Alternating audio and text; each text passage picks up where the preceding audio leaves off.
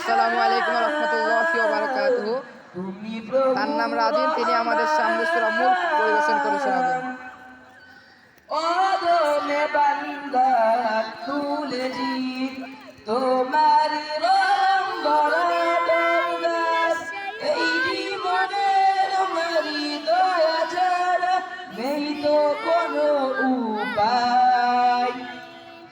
ওদমে বান্দা তুলেছি তোমারি রং ধরা দরদাস, এই জীবনে তোমারি দয়া ছাড়া নেই তো কোনো উপায়।